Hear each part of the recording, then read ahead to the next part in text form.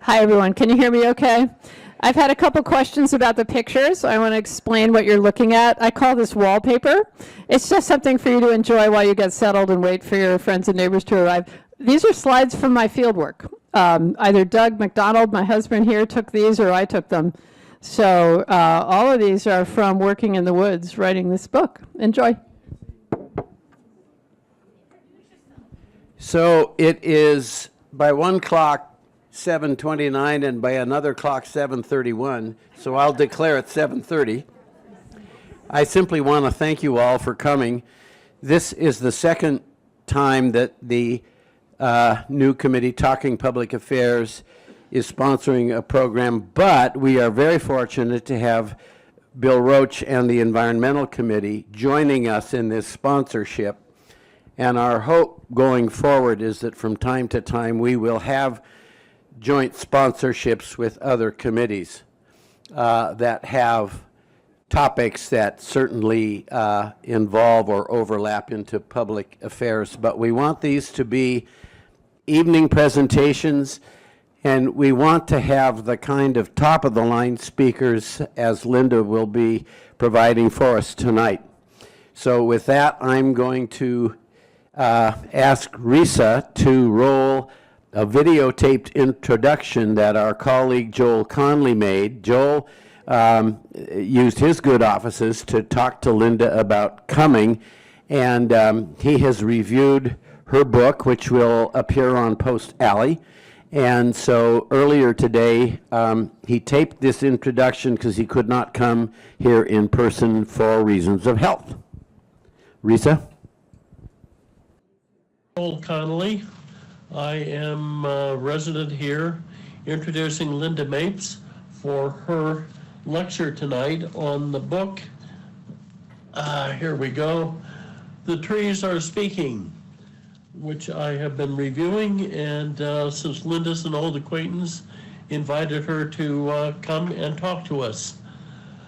Although I was a reporter for the Seattle Post-Intelligencer and its online successor for nearly half a century, working all over the place, I was pretty down on the Seattle Times much of the time and relished in competition with them. There was the exception, however, in the person of Lynda Mapes, who is, across the bounds of competition, a great journalist. She is also a great citizen of the Pacific Northwest, a defender and advocate of everything that makes this region of the country a special place, and also which needs to be preserved so we do not become a used-up place. She's written a book on the restoration of the Elwha River with the removal of the two salmon migration blocking dams from the Olympic Peninsula's great spawning stream. She has written a book on the plight to survive of our southern resident orca whale population. She contributed essays, remarkable essays, to the Mountaineers' recent book on the Olympic Peninsula, focusing on Aboriginal heritage. She is a reporter who has had fine work in dealing with the indigenous tribes of the region, with the essential ingredient for covering them, the patience of Job. So anyway, it's an honor for me to introduce her, to say that she has a marvelous message about the value of old growth forests, or in words of Willie Bo Douglas, the trees have standing. And pardon my voice, I'm getting over COVID. Pardon my hair, which I can't have cut until I beat this. But in the meantime, just because I can't be there doesn't mean I don't care. So I give you Lynda Mapes.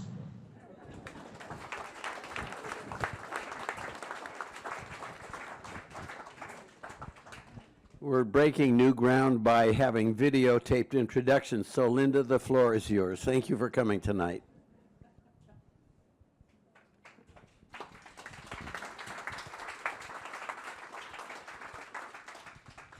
Thank you, Sam, and I wish Joel were here so I could give him a hug. He's been a special friend for a very long time. It's an honor to be here with all of you here tonight. So many of you have contributed so much, not only to our city, but the cities that you came from. I really enjoy speaking to an audience like this who have already learned so much and contributed so much in their life. My main hope is that I can give something to you. So let me tell you a little bit about what we're going to do tonight. I have some photos for you that I'm going to show to walk us through this talk. I took some of these photos. My husband, Doug McDonald, who's here tonight, also took a bunch of these photos. Doug, would you raise your hands, please? Thank you. Nobody does anything that matters alone, and I want you to know that Doug has been, in every way, the ultimate roadie on this project. I wound up being away from home for more than a year for this project to be a writer in residence and fellow at the Harvard Forest on the other side of the country, and Doug came out to visit, and he also stayed home and took care of our cat.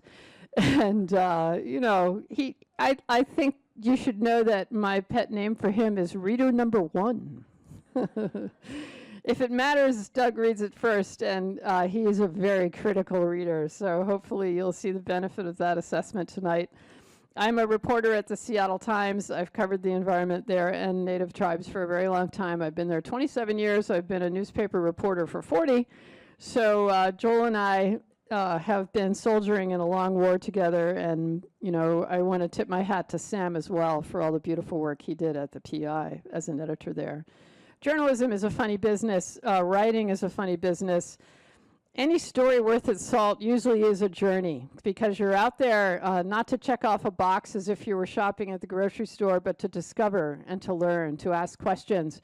And sometimes when you do that, you're very surprised at the answers, and you wind up writing either a very different story, or in my case here, a very different book than the one you thought you were going to write. So without further ado, let's get into it. I thought when I wrote this book, what I was going to do was wander the drip line of the beautiful old-growth forests of the Pacific Northwest, the mossy, lovely, wet glades and glens that define the west coast of our state. It's a special zone, isn't it? This only exists in a certain part of the world. This is the temperate rainforest zone, and it exists from southeast Alaska to northern California on the Cascade Crest down to the slopes. And the thing that I really want you to know is that this book started out completely differently. I thought it was going to be a partnership with Jerry Franklin. That's the person you see here in this slide. Jerry Franklin is one of the world's eminent forest ecologists. He spent much of his career at the University of Washington teaching students about old-growth forests.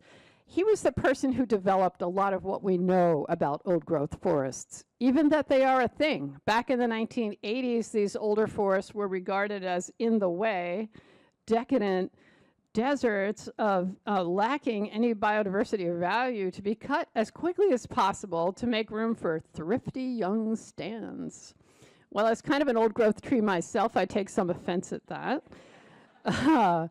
It was Jerry and his collaborators at the H.J. Andrews Experimental Forest, actually south and east of Eugene, Oregon, at that research forest, who in the 1980s published a seminal paper about old-growth forests. That they are special, that they are different, that they have attributes that can only come with great age, and that they have ecological properties and contributions that you will only get with a lot of time. A Douglas fir tree. A Douglas fir only begins to take on its ecological attributes of old growth at its second century. And as we all know, in industrial plantations, they're being cut at 30 and 40 years. So Jerry Franklin has been someone I've turned to in my newspaper journalism for many years, and I called him probably 5 years ago now because I was doing a story about the anniversary of the eruption of Mount St. Helens. And just by way of making conversation, I said, hey, what are you doing? What are you up to? And he said, oh, I've got a new book idea. I want to write a book about old growth and what the old trees taught me for a general audience. And I thought two things immediately. That's a great idea, and he'll never do it. And I thought about that for a couple weeks because I really thought that is an important book. And I called him up and I said, what do you think about teaming up? You can, you know, bring all the science you have, and I know how to get something written. We'll be a pair. We'll do it. And he loved that idea. And I brought this idea to Nicole Mitchell, who's the director at the University of Washington Press, and she loved the idea. And so Jerry and I put together a proposal to her, and he did most of the writing in that proposal. And so here's what happened next. I get this awkward phone call from Nicole. She's clearing her throat a lot. She seems kind of nervous, and she says, I still love this idea, but you're going to have to write it. And so how do you call the world's eminent forest ecologist and kick him off the cover? How do you do that? I said, Jerry, I still really want to do this book with you, but I need to be, the writer. And here's what he said next. Oh, I'm so glad. And so Jerry was a key informant for me throughout this project. He came out to the Harvard Forest for 2 weeks and sat with me to talk through the principles of old growth ecology with me and tell me about his long career. We walked many old growth forests. We had many talks. And it was during one of those talks where, as I said, we had this wonderful time together in many of the old growth forests of the Pacific Northwest, enjoying everything from the big trees to the small wonders like this fungi. A place that we spent a lot of time at, I really commend to you. It is called the Cedar Flats Research Natural Area, and it's outside of Cougar, Washington. This is one of the finest examples of old growth forest in the Western Cascades you will find anywhere. Here's what I love about it. You can drive to it. The trail's right there. It's flat as could be, and it's just a soft pine needle, or pardon me, fir needle covered forest floor. So anybody can go there. You can take your grandkids. You can go there yourself for a walk. It's a wonderful resource. Cedar Flats Research Natural Area. The closest town is Cougar, Washington. So, we enjoy these big old trees together, and Jerry taught me some of the things that make an old growth forest different and special. So when you look at the surface of this old cedar tree, you can see that its bark is peeled off, and it's got these fluted, almost columnar structures in its trunk. There's a complete understory in an old growth forest. Every kind of little plant is there, lots of berries, lots of fruit, lots of food to be eaten there. And when you look at the canopy structure itself, when you're in an old growth forest, it is actually not a dark and dreary and gloomy place. There are canopy gaps. There are places where trees have fallen over, the sun is pouring in, the new growth is rising. And so what we're talking about here is a story of complexity. Complexity of species, complexity of structure, old trees, broken trees, fallen trees, young trees, and also a complexity of the experience of being there. It's never just one thing. In other words, the exact opposite of a plantation, a monoculture, an industrial fiber farm. I think to me it was some of the little things that I loved the most, like this little fern just beginning its circinate vernation, starting another spring. And really the wonder of being with trees that are 500, 600, 700, 800 years old, here long before we showed up. How many seasons, how many winters, how many animals, how many stories do they hold? These old trees are our oldest story holders. I think, too, the other thing I loved was the moss and the lichen. When you go into an old growth forest, every surface has something growing on it, doesn't it? It's either moss or lichen, or it's a nurse log, such as you see here, that has the next generation rising and growing from its nice, wet, moist surface full of nutrients. An old growth forest is a place that's absolutely full of life. All the surfaces are soft. It's a place where you can really lose yourself or find yourself, and I've done plenty of both. Jerry is a master of these ecosystems, and I think that one of the things that I found most appealing about him was his humility in these ecosystems, his desire to be instructed by the forest. I want to read to you a little bit from the book about his approach to learning about this forest.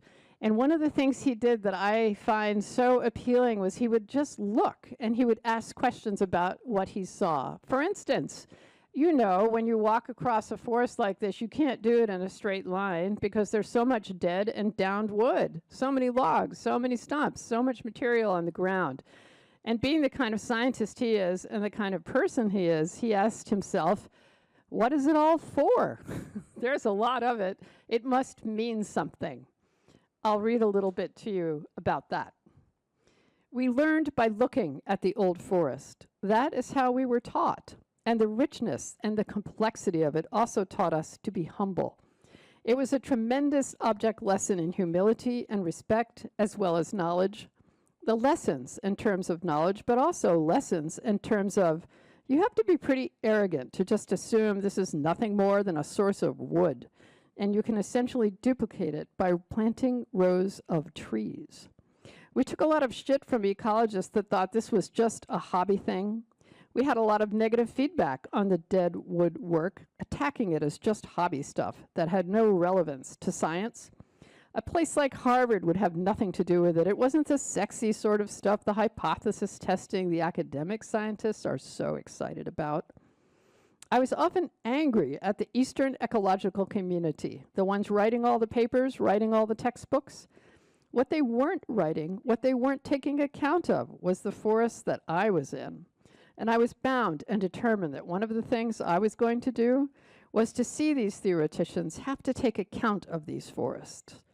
We established it was an important structural element in the forest. Deadwood has to do with the mortality of trees, not just leaf fall or branch fall. That means an investment of time. That was a long quote from Jerry. Now I'll read to you what I say about that. That comes next. This lack of respect for time is what's wrong with industrial clear cuts, Franklin found. The plantation-style forestry that robs everything the old trees had taught him was important.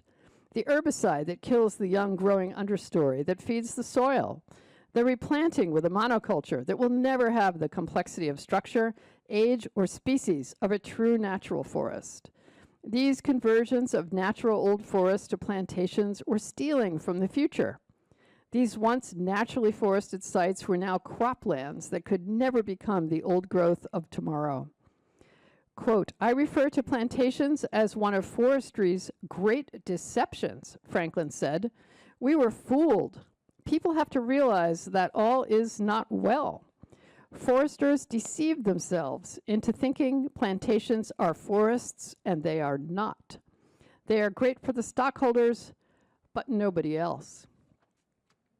Now, I want you to know that things changed for me with this book after Jerry and I took all those walks in the beautiful forest, and then he said, I want to show you something. And we went down the road, not very far, and he showed me this.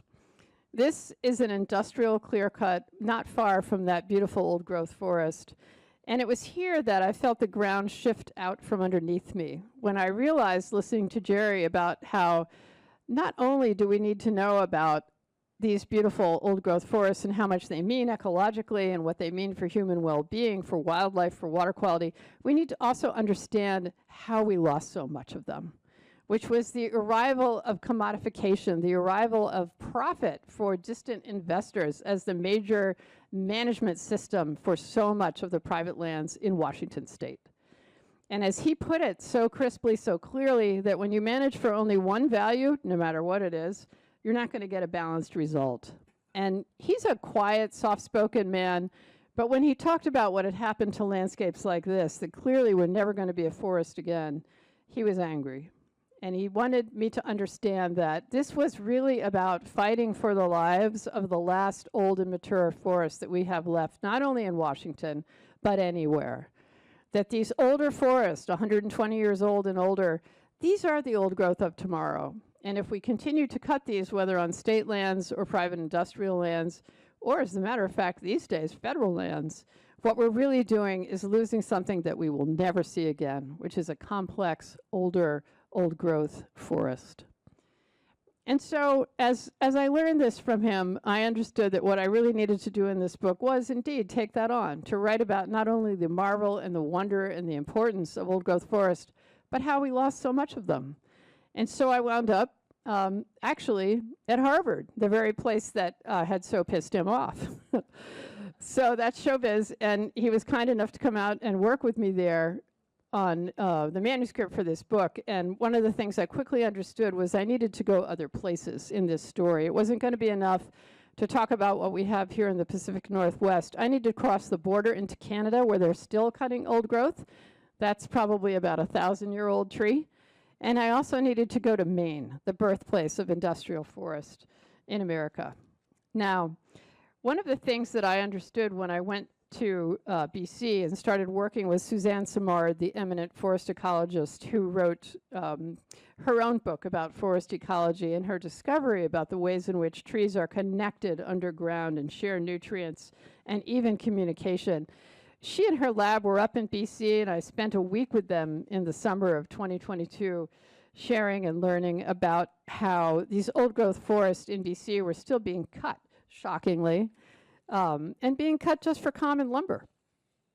And, you know, this is something that we put a stop to in the United States in 1994 with the Northwest Forest Plan.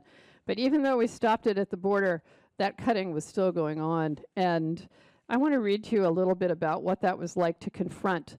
We were out, we thought we were going to go find Suzanne's crew working in the woods. And that was the plan. We got in the truck. We started driving some logging roads to try and find them. But what happened was we encountered a logging truck coming the other way towards us that was loaded with trees so large it was only a 3-log load. These were gigantic trees. So here's what happened next. Biologist Teresa Ryan has seen a lot of clear cuts and loaded logging trucks. But this trucker was hauling logs down the mountain outside the remote logging outpost of Was, British Columbia, cut from trees so large the tractor trailer could carry only a few. It's so sad. I just feel heartbreak, like a piece of me just went down the mountain, said Ryan, whose traditional name is Shomekshakak, as the logging truck rolled past her. The ancestors are there. We actually used to put our people in the trees, she said, speaking of the traditional burial practices of the Gitlin of the Chipsian Nation. Ryan explained that her ancestors put the remains of their people in bentwood boxes and hoisted them into the trees, into the life of the forest. So when she said the ancestors were in those trees, just cut from the mountain where they had lived for centuries, she meant it, literally. I had joined her and Suzanne Simard in these woods for a week of field work. Ryan and Simard had gone out on this logging road to find their crew. But right now, that was out the window. They had to go see the clear cut those logs had come from. Ryan jumped in Simard's battered field truck, and I squeezed into the back seat with their clipboards, batteries, and gear for sampling and measuring trees. Simard bucked the truck up steep, rugged slopes to reach the top of the cut and killed the engine. We got out and looked around at the cutover land, bare and baking in the July sun.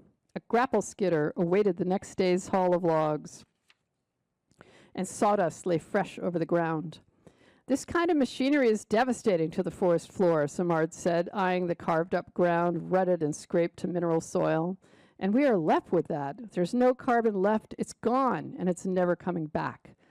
It took 12,000 years to make this, and we have lost it in a snap of a finger. The air smelled sharply of ground-up fir needles. You can't stop it. These trees are already down, Ryan said, assessing the stumps, the slash, and logging debris. It was coming straight at me, she said of the logging truck. All I could see was big logs. They were so huge. This cut was not exceptional. As we walked to the top of the cutover hilltop and took in the landscape around us, we saw logging roads tracing through a maimed landscape into the far distance, mangy with clear cuts so large they covered entire mountainsides. It's a tree hearse, Simard said of the logging truck as we walked back to her truck. We're down to the last drops. It's a fucking graveyard out here. These are some big trees. They were, she said, correcting herself. There's nothing we can do. I know we can't save every tree, but we have to do a better job. We're going to need wood, but it should not be the old growth. That was all cedar. It just makes me feel sick. And the fact that we have seen it day after day after day all over the country, I'm sure those trees are 1,000 years old. People grow so numb to it. We all are. Ryan gathered a scarred piece of wood from the ground as we walked back to the truck. We've got to burn this to honor the spirits, honor the ancestors, she said. As we headed down the mountain, a distant rumble filled the air. Here comes another, Simard said, yanking the wheel to pull over to get out of the way of the log truck. After it passed, as we descended the mountain, ravens were circling and calling. Stop, Ryan said. Stop right now. Simard jerked the truck to a halt, and the raven's calls filled the still air. They're crying. Their home is being taken, said Ryan, who is of the Raven clan. Their nest trees are being destroyed. That is the mom. That is the baby. She's in shock. We just sat for a minute, quiet. Then Simard started back down the logging road, jouncing over the ruts. It's so disrespectful to the mountain. It puts the mountain to shame, our shame, Simard said, gathering speed past a numbered sign for the logging road. It was riddled with bullet holes. We made the long, bouncing drive down to the valley bottom where we hoped to rendezvous with their crew in silence. So, as I said, when you're a reporter, some things happen that you don't expect. I had just met with them. This happened very quickly. It's the first thing that happened. We got to know each other fast. In that time that I spent with them, we talked a lot about the connection between trees and salmon and forests and salmon. I think that one of the things that I really appreciated learning about too was the differences in the soil in an old growth forest. It is so deep, it's so soft, it's so fragrant, you almost want to eat it. It's been formed for thousands of years. It's a different color, it's a different texture than the forest that you would find at any plantation. These are some of her lab assistants, and they're digging a soil pit, and what they're doing is they're feeling its texture.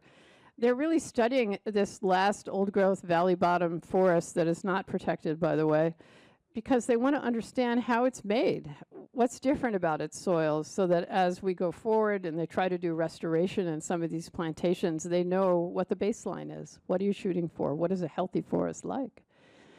I spent a lot of time with Teresa by the Seneca River talking about the connections between salmon and forests. And the astonishing thing is that it's, when we call these salmon forests, that's not just a metaphor and it's not a woo-woo thing. This is a scientific fact.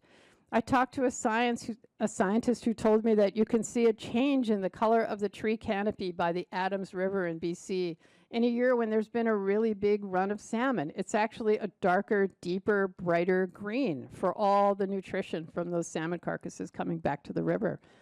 I talked to another scientist who loved to put on his night vision goggles and sit in the old growth forest by the streams and watch the bears drag their feast into the woods.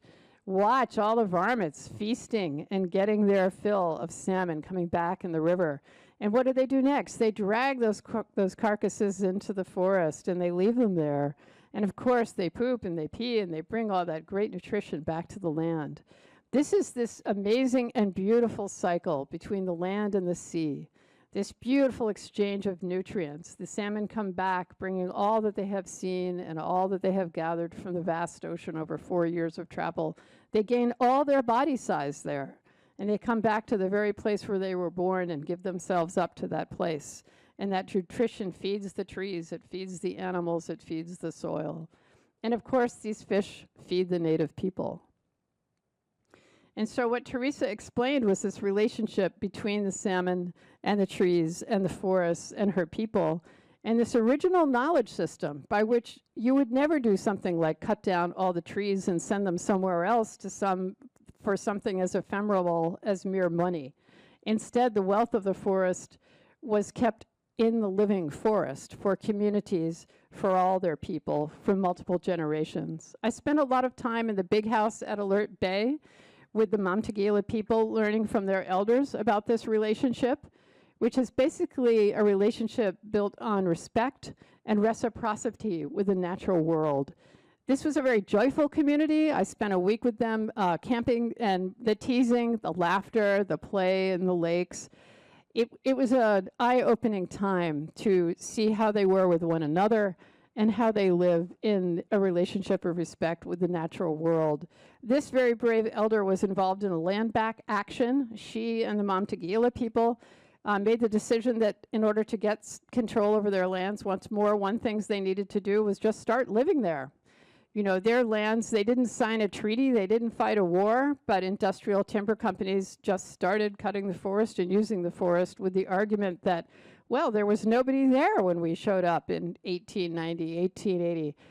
And very bravely, the Nuchatlat people and other small tribes, tiny tribes in mainland BC, are taking their case to regain their right and title to the BC Supreme Court. And you know what? It's the trees that are speaking for them, because what they are showing are the bark scars, like this one on this ancient cedar tree, pulled by people hundreds of years ago. And their testimony to the Supreme Court is, okay, you say there was nobody there? This tree can show you different. And so the trees themselves have been entered as evidence in this landmark case in the BC Supreme Court. And the Nuchatlat have won that case, and they hope to earn more back in their territory with an appeal that they're also pressing.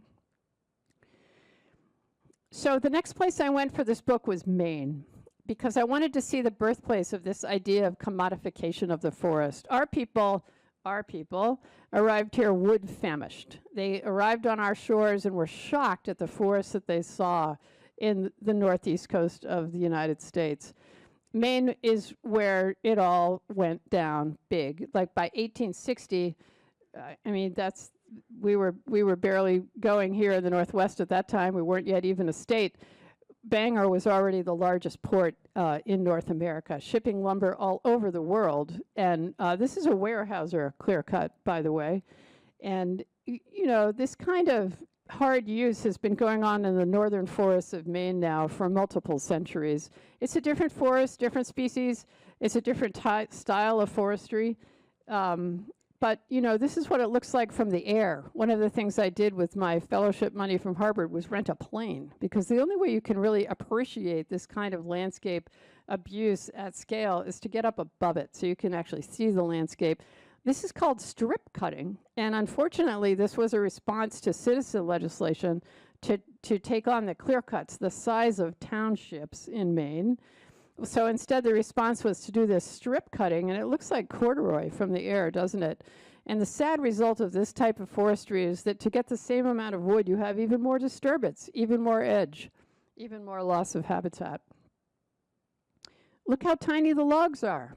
There's nothing there that's bigger around than a coffee can.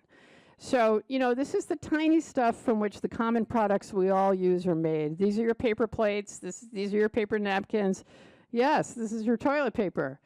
And, you know, you ask yourself, why did so much of their forest land get cut and basically turned into chips? Well, it was for this, the pulp and paper industry. Maine was, for quite a while, the center of the paper industry in the United States before, of course, it went offshore for even cheaper labor and for even less environmental legislation. You know, you look at the Penobscot River, which is the second largest in New England today, and basically from the Canadian border all the way to Tidewater, this is what you see. This is a rust belt equivalent to Detroit's busted auto industry. The paper industry there, it's been a cut and run scene, lots of pollution. Buildings like this left behind in towns that are now trying to find a whole new future. But what does it remind you of? Maybe a little bit like Hoquiam, a little bit like Aberdeen, a little bit like Forks. This is the extractive economy where you use it up and you move on and you go to the next place and you leave behind anything and everything and everyone. This is why I thought the parallel investigation of the original knowledge systems of reciprocity and respect were so instructive. That was displaced and replaced with this commodification that has left us with this. And so, you know, I wanted the book to be not just about cut and run and loss and devastation. I also wanted it to be about alternatives. And so I spent some time with the Penobscot tribe and went out and to see their forest lands. How did they do forestry? This is one of their cuts. Notice, there's still plenty of standing trees. Lumber has been taken out, but it's not all gone. It's not cut to the ground. It's not a mess. When I was there, we saw moose. We saw wild turkey. And it was explained to me that the way the Penobscot people manage their forest lands is from multiple values. Again, that concept of multiple values, multiple benefits for wildlife, some jobs for their people, and some wood products, but not just one thing. I thought that was instructive and hopeful. The other thing I did was to go and meet with some of the people who were doing industrial forestry in a different kind of way. So meet the logger of the year in Maine, Molly London.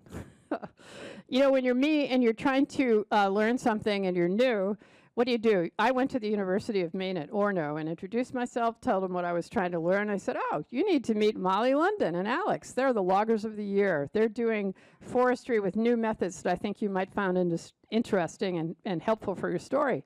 So I called up Molly, and to her infinite credit, she was willing to let me come out with her crew for a day in the woods. And boy, did I learn a lot from that, because, you know, she was kind enough. That's her husband, Alex, there to the right. Notice how young they are. It's very hard to get into this industry. The equipment's very expensive. There's a lot of risk, very thin margins, not unlike fishing or farming. But they're second generation in the logging industry, and they really wanted to do it. And they are doing it. And this is one of her employees. And I, you know, to cram myself into his cab in his processing machine and sit with him and watch him work, I learned so much from Arthur Hansen. And, you know, he kidded me a lot. He kept saying, you know, don't forget, next time you go to the bathroom, toilet paper. And so, as a matter of fact, I do often think of him when I go to the bathroom. But I want to read to you a little bit about what it was like as he's working. The tree canopy trembled as Arthur Hawthorne started up the machine and began rumbling into the woods, flattening a trail as he went.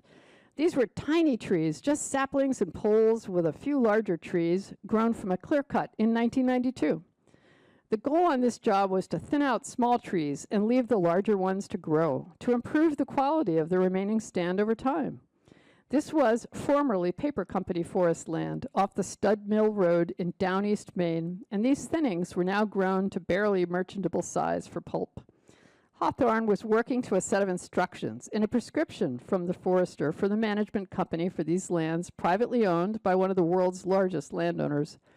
He was to cut 40 to 60% of the stand, taking first any fir 6 inches in diameter and larger, any damaged trees, and aspen and white birch 8 inches and larger.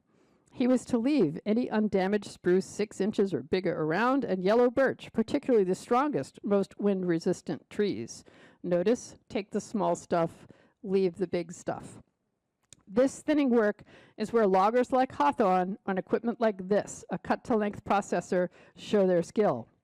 Hawthorne scrolled and tapped his fingers on the screen of the iPad, suction cupped to the inside of the cab of the wood processing machine. The lines he drew on the screen, he would now cut into the forest. So the thing that I want you to know is that he's working for the Appalachian Mountain Club. Believe it or not, this is an outdoor club in the east coast of the United States. It's active in several states. It's, I think, the oldest outdoor club in the United States. And Molly and Alex are, you know, that's their biggest client. And I think what the Appalachian Mountain Club is so exciting, and it gave me so much hope for as a model of how we can do forestry differently. It's never going to be the same in every place. Forests are too diverse. Our communities are too diverse. But what they're doing at the AMC is what they call their Main Land Initiative. So they're soliciting contributions to buy land, and they do 3 things with this land. One is log it to make some money for the club and also pay their taxes. They decide to pay taxes in Maine basically as a PR thing for their neighbors. They set some of the lands aside for recreational use, since obviously that's their big thing, ski trails, these wonderful cabins in the woods and so forth. And the third chunk of the land that they buy is for wilderness preservation forever. No touch by people, just let it unspool its long stories of time on its own. And the thing that I found so touching about this too was all the work to reconnect the forests with the streams and with the rivers. This is it's actually a fish lift at one of the dams on the Penobscot River. I call it a salmonator. That's not what they called it.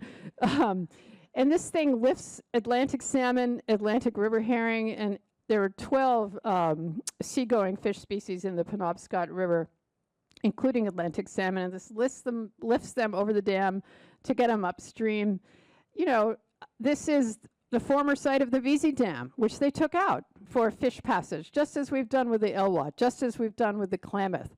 And so these native-led conservation efforts, these native-led and locally led and NGO-led fish rescues and river rescues, I want you to know, are going on both sides of the country. And this is being done also in an effort to reform our forestry practices to take care of the fish that need these waters too. And you sit there on the Penobscot River on a beautiful spring night while the shad bush are blooming and the river is running past, and you think to yourself, change is possible. Recovery is possible, even in a place as hard used as these New England woods, where forestry has been going on for a very long time. Look at them. There they are. That's an Atlantic salmon, the biggest one in the bunch, and all the herring. You know, there were almost no salmon and almost no herring in the Penobscot River before dam removal and these fisheries efforts were underway. Today, there are more than 12 million herring coming back to the Penobscot River. These are the hard-working fish that are feeding the land and feeding all the other animals. For them, the Atlantic salmon quest is still very hard. It's still very small numbers in the Penobscot, really only about 1,100 fish. But that they're coming back at all, to me, is a miracle. I want to go back and show you that slide. I went out with some scientists from Sea Grant on the Penobscot and listened to them talk about the surge in biodiversity that they're seeing coming back into the river since dam removal. Here, I think, was my very favorite thing, as modest as it seems. You'll recognize the word culvert. We're spending billions of dollars to fix up our culverts here in Washington State to try to improve fish passage. Well, darn it if they aren't doing the very same thing on the Penobscot River. But what I found so charming about this is these are small projects being done by local people using the skills they learned building the original culverts. Now they're using those same skills to rip them out and put in bridges like this one. And so the person that I went out to see this work being done was none other than Molly's father-in-law. And there he is showing off one of these beautiful new bridges that he built to take out an old road culvert because, darn it, herring are coming back and they need to make room and space and possible passage for these beautiful sea-run fish that haven't been back in these streams for more than a century. And, you know, he's so proud of these bridges, he signs every single one with welding bead. So if that isn't hopeful, I don't know what is. Thank you very much. I'll take your questions.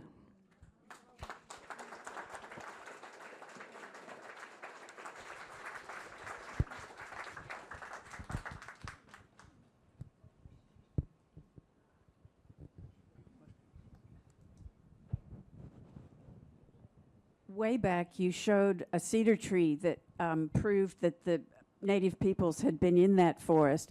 What were they using the cut for? So what they were doing that you see the remnant of there is taking bark. So they cut it with a sharp hatchet at the bottom and then pull it up and strip it off.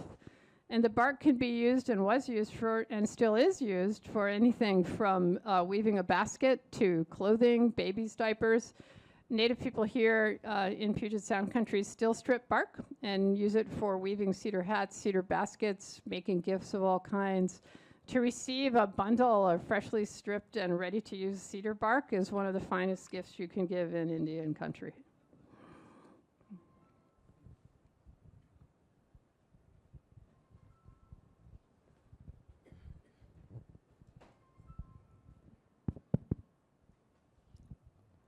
Thank you for these inspiring stories, Lynda. The restoration efforts you mentioned were all either native peoples or recreational groups like the Appalachian Club. So what is the effect on the commercial logging industry at this point? Is there any sign of change? So the commercial logging industry, it is changing. It's a matter of scale. So Molly and Alex London are doing commercial jobs. The Appalachian Mountain Club is their most important client, but they do standard work for other people too.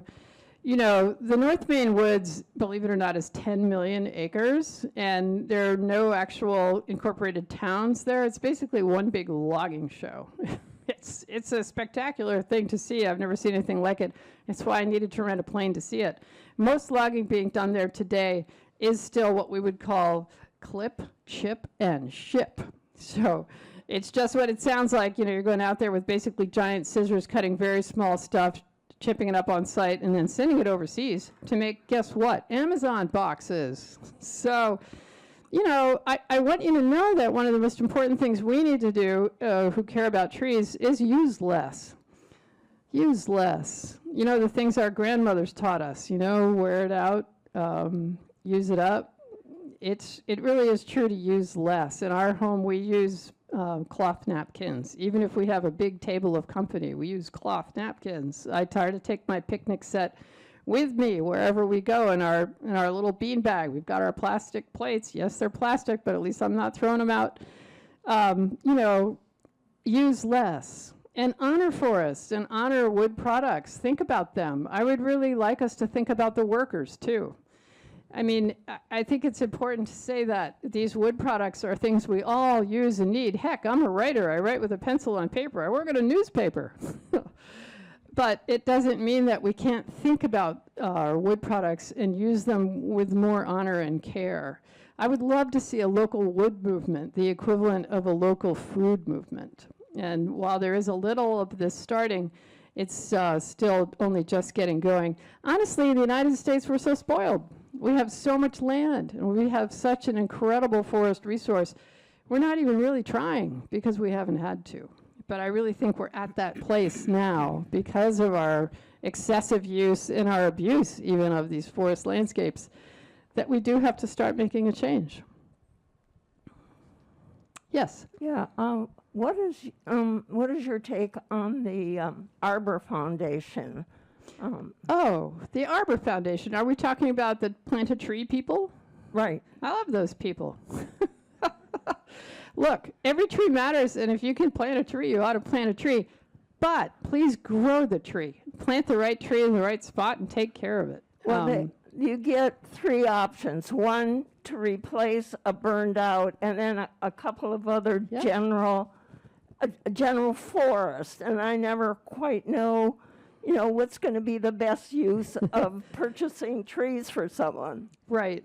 It depends on the site, really. But honestly, I think planting trees anywhere, anytime is a good thing to do. If it's my choice, I would probably try to conserve some existing forest, and then I would try to, honestly, really try to plant some more urban forest. Here in Seattle, we're losing our street trees like crazy. We're losing our side yard trees. We're losing urban trees. And they're so important for climate moderation, for human well-being. Any tree anywhere. I think the Arbor Foundation is great. They've been around a very long time. Has there been a recovery in the megafauna yet on the Penobscot? So, as in moose, deer, you know, bobcats? the moose are actually quite sick right now. It's a very sad thing. They're getting attacked by ticks to such a point that they are bled to death. The tick thing in New England is very serious. If you go there, take it serious. I got Lyme disease. I didn't enjoy it. You know, the poor moose, it's not that they're being hunted out or that they don't have enough place to be. Maine is still a very big place with a lot of open space, but they're having these terrible tick problems. It's really quite awful. They're literally bled white. Over here? Yeah. Yes. Maybe it's a little silly question, but what about beavers and other animals that do the forest? Okay, so beavers are the ecosystem engineer that make it all work.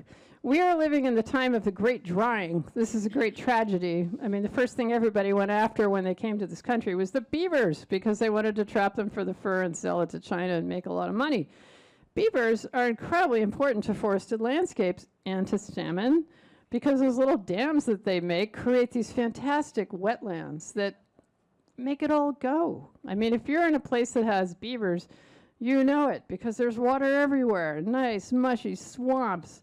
This is juicy stuff. This is what used to be absolutely everywhere. I don't care if you're in Maryland or you're in Massachusetts or you're in Washington, Oregon, or even Nevada. And so there's now this fanatical movement of beaver people trying to get beavers back on the landscape. And it's a small movement, but it's gathering steam. The Tulalip tribes will actually come and get your nuisance beaver and relocate it. So, you know, we've come a long way with beavers, from trying to kill them off to trying to bring them back. Fortunately, they're rodents, so they do pretty well if you just stop bothering them. Did you happen to know that they are one of the very favorite snacks for wolves? I learned this from biologists. When they're trying to find wolf dens, they look for the beaver dams because what an easy little snackaroo, right? They're very slow, poor beavers. They're very slow and they're nice and fatty, so they're just like a milk dud. They're really just walking milk duds. So beavers, I love them. I root for them. We need millions of them. We made vast ecological changes in this country, beginning with trapping out the beavers, which changed the hydrology of all of these watersheds. And then, of course, we cut down the trees and we farmed the soils. So I was talking with a philosopher today for a story I'm working on, and he said something that hit me really hard.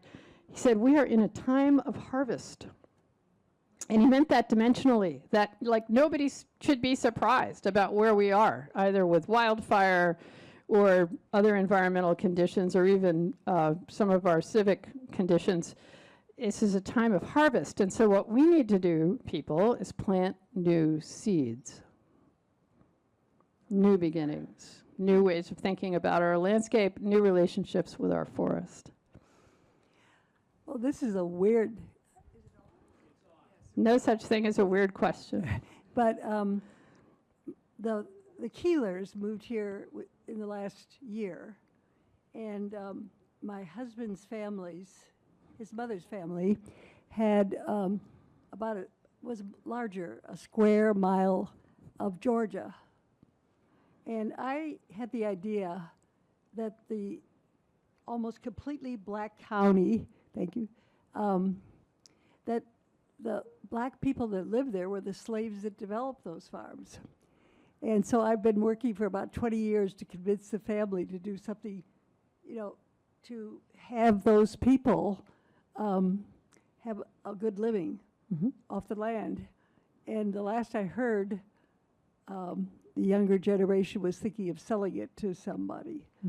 And if I just had this movie 10 years ago, I was kind of working on my own crazy ideas, and I haven't gotten very far, but I think, where's your book? Where can I buy it? Oh, you can buy it anywhere, anywhere. It's here in any store. You can buy it online, whatever's easy for you. Yeah, Yep. you can buy it anywhere. It's published by the University of Washington Press. Yes. Good. More than 100 years old and independent and nonprofit. Be This is proud a- of it. It's yours.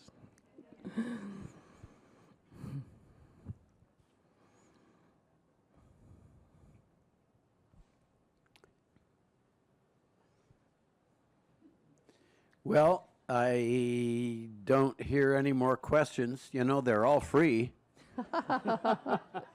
I'm here for you. You can ask me anything. I see Here's you. one. Yep.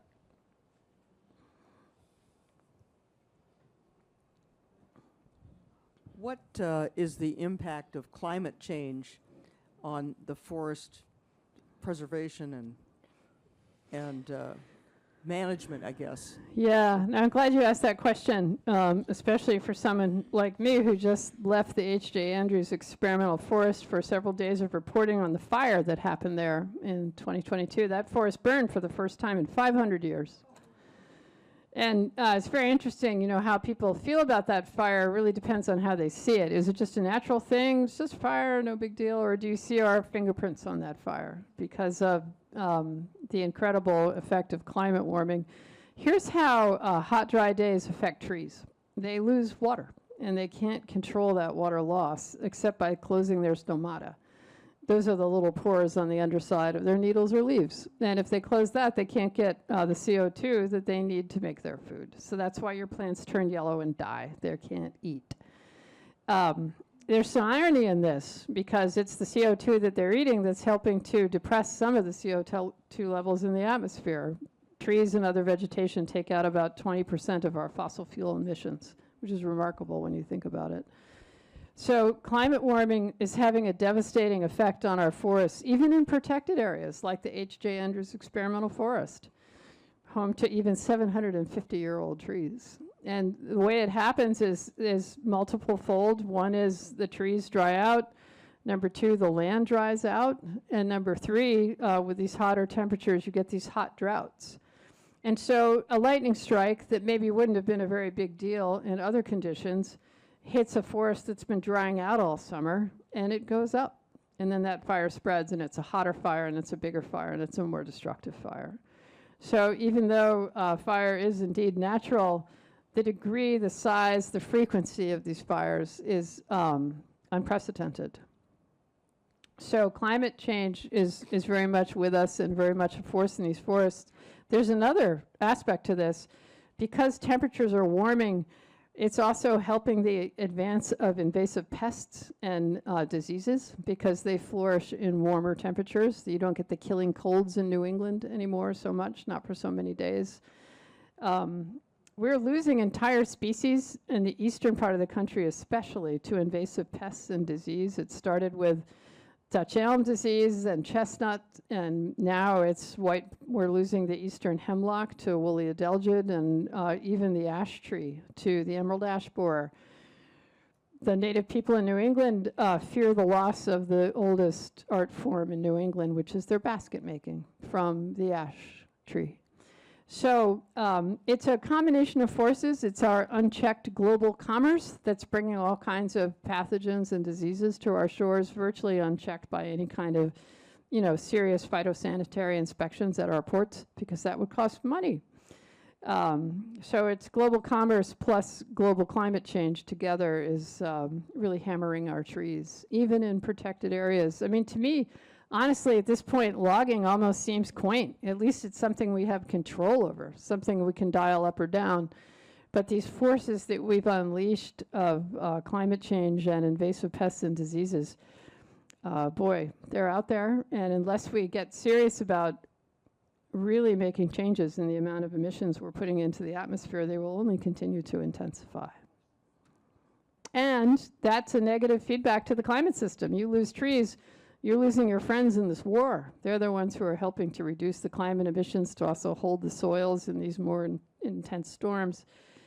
When I say the trees are speaking, I really mean it, and what they're saying is that the forests we've created and the climate we've created cannot coexist.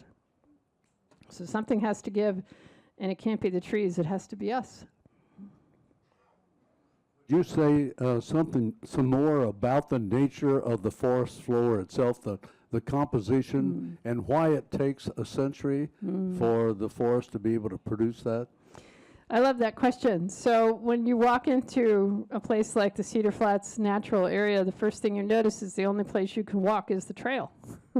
There's so much dead and down wood. It's just everywhere, and it's jackstrawed all over the forest floor. And this is a marvelous and beautiful thing. Decomposing wood is not dead at all. There's more life in a dead tree than in a live one, if you think about living cells, because of all the fungi and the bacteria and the proteins and the insects, not to mention the birds and the rackety-coons and all the others who come to nest and date and feast and roost and sleep. It's a spectacular world of diversity. And so when we talk about a dead tree, what an insult, actually. It's not dead at all. It's just transitioning to its next gift to us, its next life. And so that's the dead and down wood part of the picture. The dead trees, they provide not only food and shelter for wildlife and little tiny beasties of every size and description, but they also provide nurse logs for the next generation of trees. There's just enough moisture and roughness in the moss that's on that log to hold a seed, enough to get it up above the forest floor so we can get a little light, a little leg up on the competition. And there's moisture in the log itself. So these logs, as they gradually melt back down into the forest floor, you don't see them anymore, but you see a colonnade of trees all in a row, the legacy that they've left for that next generation. And then there's all the beautiful understory plants. These all provide food and flowers, and that's great for pollinators, and it's great for all the harvesters of every sort, from birds to insects and, of course, bears. So when you walk into a natural forest that is healthy and diverse, you're seeing a pantry, you're seeing a bedroom, you're seeing a living room, you're seeing a very complex reality at every scale that, left to its own devices, can carry on and renew itself forever. I mean, this is the thing about a natural forest. It has the capacity for renewal after a disturbance, a fire, a blowdown. What it can't do is renew itself after it's been herbicided and clear-cut, so that the microbes in the soil, the understory companion plants, the diversity of species isn't allowed to happen. I mean, that's what you're really trying to preserve. It's not about no harvest anywhere, anytime. It's how you cut. It is how you cut. And if you leave enough trees and you don't spray and you don't cart off all the dead and down wood and scrape it down to nothing, the forest can reset and start over. You actually need open areas in a healthy forest. So my hope is that all these zombie forests out there, these plantations, single age, single species plantations that have now grown up on both federal and private lands everywhere, you know, what Suzanne Simard and Jerry Franklin say is we need to get in there and work in them in our hands and our hearts, open them up, replant them with a diversity of species, reseed them, let them become something more like a natural forest again. They can't rescue themselves. They're too highly altered.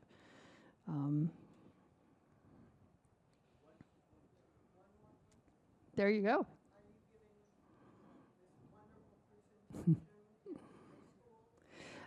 Oh, the question was, am I giving this presentation to high schools? I think that's a great idea, and I would love to do that. I actually really enjoy public speaking and bringing this story to the community. I will be speaking at the downtown Seattle Public Library on August 27th. KUOW has selected this as their August Reads book for the city of Seattle, so, you know, you can certainly enjoy that. People will be reading this all over the city and talking about it. So, you know, I'll take it anywhere anybody wants to listen. I think this story is important. So good for kids. Yeah, so good for kids. Exactly. There's one more. Yeah, sure.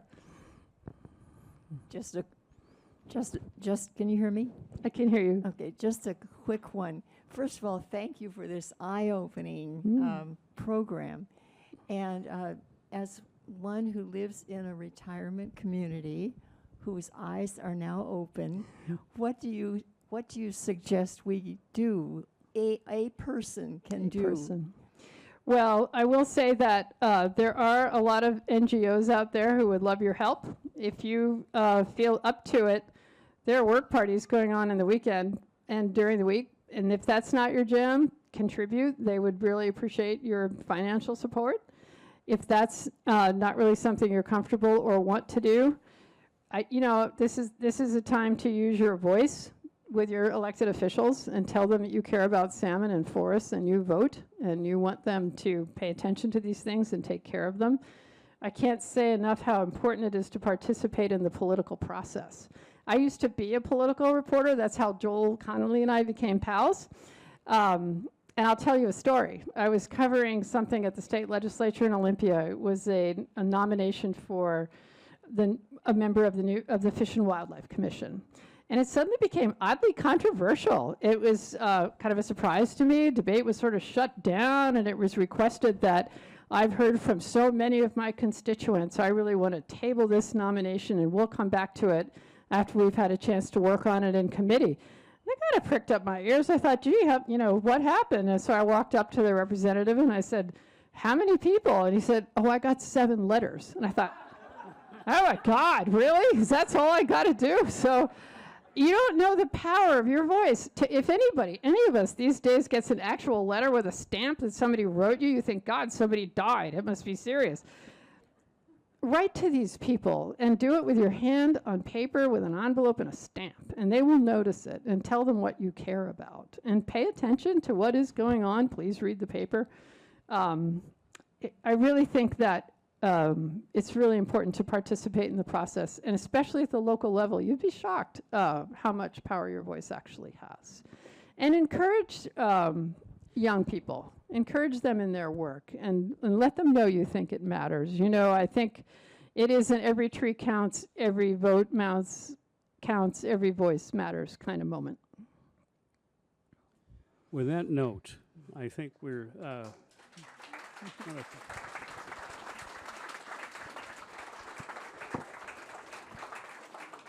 thank you, and she will be here for a few minutes afterwards for specific questions. Yeah, and if anybody has a book, I'll sign it. Yeah, I brought my special gold pen.